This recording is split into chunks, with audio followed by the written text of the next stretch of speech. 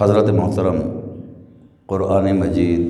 فرقان حمید کی جو آیہ مقدسہ تلاوت کی ہے، اس میں اللہ عز و جل نے اپنے محبوب صلی اللہ علیہ وسلم کی سیر کا ذکر فرمایا۔ معراج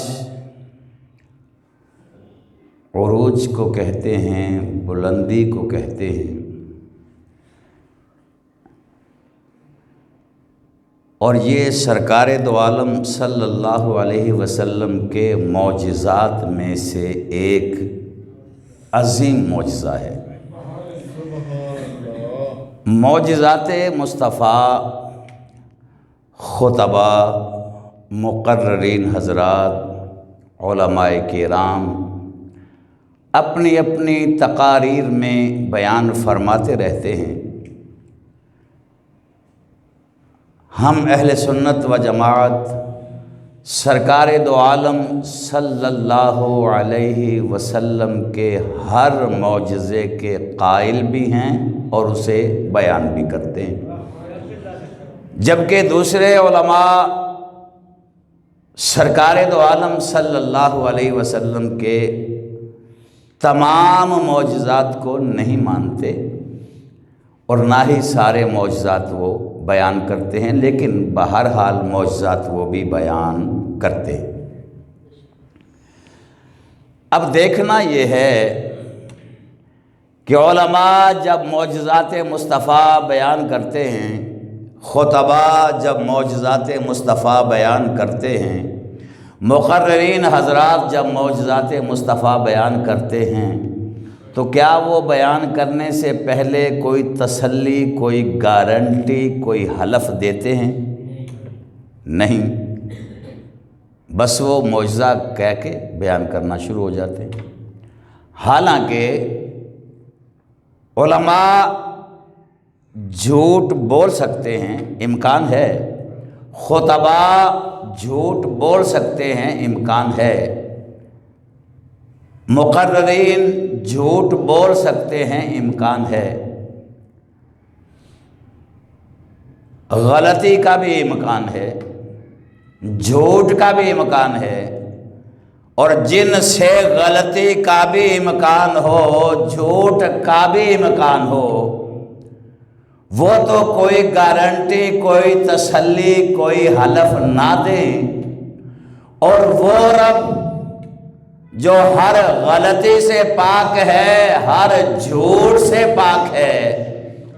وہ جب معجزہ مصطفیٰ بیان کرے تو وہ پہلے گارنٹی اور تسلی ارشاد فرمائے۔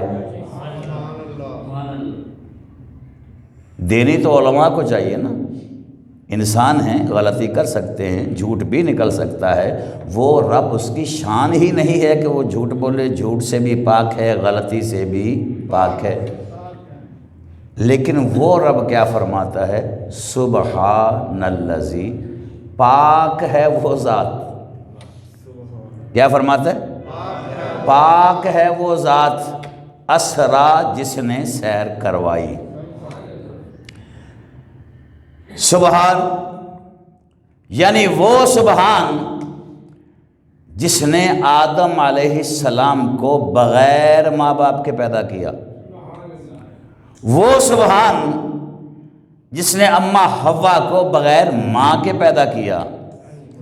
وہ سبحان جس نے عیسیٰ روح اللہ علیہ السلام کو بغیر باپ کے پیدا کیا،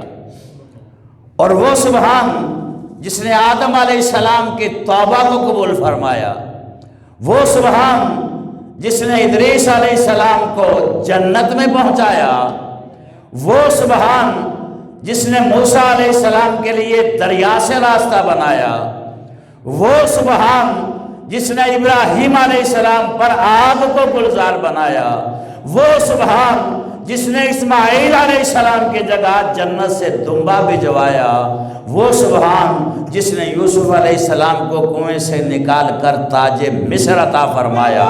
اور وہ سبحان جس نے زمین کو ہمارے لیے بچھونا بنایا، وہ سبحان جس نے پہاڑوں کو زمین کی میخیں بنایا، وہ سبحان جس نے آسمان کو ہمارے لیے چھت بنایا، جب وہ سبحان یہ فرما رہا ہے کہ میں نے اپنے محبوب کو سیر کروائی، یہ پہلے یہ بات کہنے کی ضرورت کیوں پیش آئی؟ اس لیے پیش آئی، یا اللہ یہ سبحان کہنے کی ضرورت کیوں تھی؟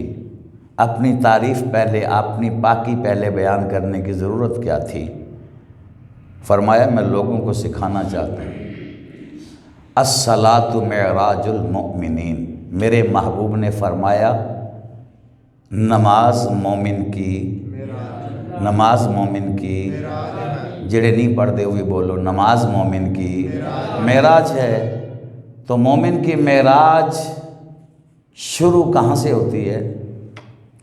سبحانک اللہم، سبحان سے شروع ہوتی ہے نا، کہاں سے شروع ہوتی ہے؟ یعنی گناہگار ہے تو معراج کا آغاز سبحان سے ہوگا، خطا کار ہے پھر بھی معراج کا آغاز سبحان سے ہوگا، عام آدمی ہے تو معراج کا آغاز سبحان سے ہوگا۔ جب ہر کسی کی معراج کا آغاز سبحان سے ہوگا تو محبوب کی معراج کا آغاز بھی سبحان سے ہوگا۔ تو یا اللہ اپنی پاکی بیان کرنے کی ضرورت کیا تھی؟ فرمایا کچھ لوگ ایسے ہوں گے، پہلی، دوسری، تیسری، چوتھی، پانچویں، چھٹی، ساتویں، آٹھویں، نویں، دسویں، 11ویں، 12ویں نہیں، 14ویں صدی میں ایسے ڈنگر بھی پیدا ہوں گے جو اس معراج کا بھی انکار کر دیں گے۔ تو اس لیے میں پہلے ہی بتا رہا ہوں کہ میں علی کل شیء قدیر ہوں۔ جب میں نے سب کچھ کیا تو اعتراض نہیں، جب محبوب کو سیر کروائی پھر اعتراض کس بات کا ہے؟ اعتراض تو پھر بھی بنتا نہیں۔ تو رب نے فرمایا سبحان، پاک ہے وہ ذات، اسرا جس نے سیر کروائی، جس نے یہ نہیں فرمایا اذہبا جو لے گیا اپنے بندے کو، چونکہ لے جانے اور سیر کرانے میں فرق ہے۔ لے جاتے وقت جبر بھی ہو سکتا ہے، کسی کو دھکے سے لے کے جایا جا سکتا ہے جیسے تھانے والے لے کے جاتے ہیں، کسی کو کڈنیپ کیا جا سکتا ہے جیسے چور ڈکیت کرتے ہیں، لیکن جب سیر کی بات آئے گی تو سیر مرضی سے ہوتی ہے۔ سیر بولو سیر،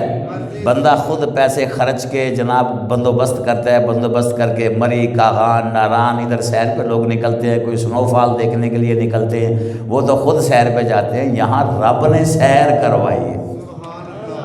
لے کر نہیں گیا، اسرا سیر کروائی اپنے بندے کو، سیر کروائی، بعبدہ ہی اپنے بندے کو، اپنے مولوی کا ماتھا ٹھنکا۔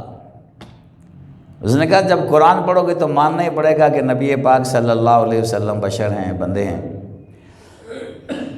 ویسے تو تم نہیں مانتے نا، قرآن سے تو ماننا ہی پڑے گا کہ نبی بشر ہیں۔ میں نے کہا تم ہمارے عقیدے کو سمجھ نہیں پائے، ہمارا عقیدہ ہے کہ ہمارے نبی کی بشریت کا انکار کرنے والا کافر ہے،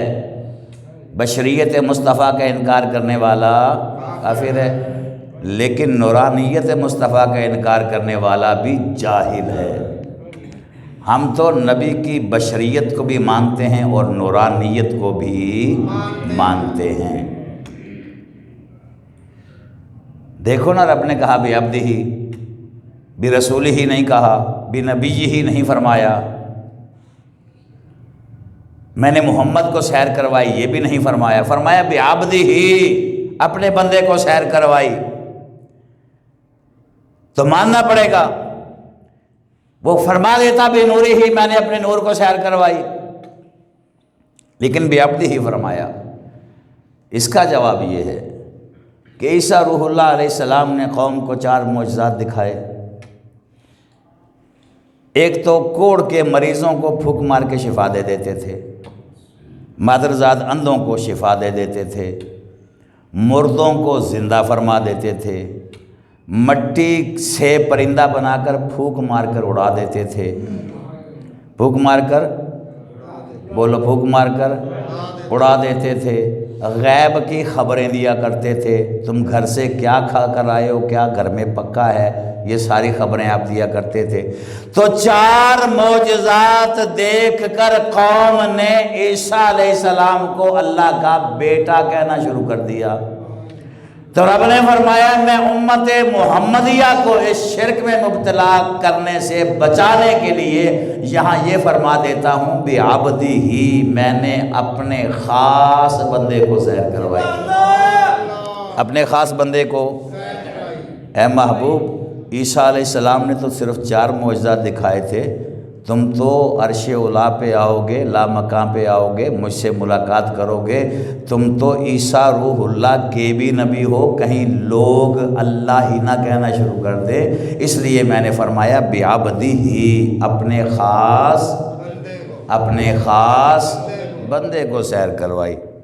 اور ویسے بھی دیکھا جائے نا، بندے کے لیے ڈاکٹر بننا آسان ہے، انجینئر بننا آسان ہے، پروفیسر بننا آسان ہے، ماسٹر بننا آسان ہے، تاجر بننا آسان ہے، وزیر اعلیٰ وزیر اعظم بننا آسان ہے، گورنر اور صدر بننا آسان ہے، chief of army staff chief justice Pakistan بننا آسان ہے، بندے کے لیے بندہ بننا مشکل ہے۔ ایک بندے کے لیے بندہ بننا مشکل ہے، اگر کوئی بندہ بن جائے تو دونوں جہانوں میں کامیاب ہے۔ فرشتوں سے بہتر ہے انسان بننا، مگر اس میں لگتی ہے محنت زیادہ۔ یہ انسانیت نہیں ہے، یہ جو لوگ بیٹھے ہیں بڑے بڑے عہدوں پہ بیٹھے ہیں، بڑے بڑے منصب استعمال کر رہے ہیں، تو یہ اصل میں انسان نہیں ہیں۔ اگر انسان ہوں تو سود کو بند کریں، رشوت کو بند کریں، بے ایمانی چوری ڈکیتی کو بند کریں، غریبوں کی زیادہ سے زیادہ مدد کریں، یتیموں کا مال نہ کھائیں۔ یہ سارا کچھ تو بڑے بڑے کھا جاتے ہیں سود کی مد میں، رشوت کی مد میں، اور جناب کوئی شوگر مافیا ہے، کوئی آٹا مافیا ہے، کوئی فلور مل مافیا ہے، اور کوئی جناب یہ بجلی مافیا ہے، تو غریبوں کو تو تنگ ہی کر رہے ہیں۔ تو پھر یہ انسان بندے نہیں ہیں، تو بندہ بننا مشکل ہے۔ سرکار دو عالم صلی اللہ علیہ وسلم نے عرض کی مالک و مولا تو میرا رب ہے، میں بھی کہتا ہوں، سارے نبیوں نے کہا، تمام لوگ کہتے ہیں تو میرا رب ہے، تو میرا رب ہے، تو میرا رب ہے، میں چاہتا ہوں تو مجھے فرما کہ میرا بندہ تو ہے۔ یہ تو ہر کوئی کہتا ہے نا وہ میرا رب ہے، وہ میرا رب ہے، کمال تو اس بات کا ہے کہ رب فرمائے یہ میرا بندہ ہے، رب فرمائے یہ میرا بندہ ہے، اس لیے فرمایا بعبدی ہی،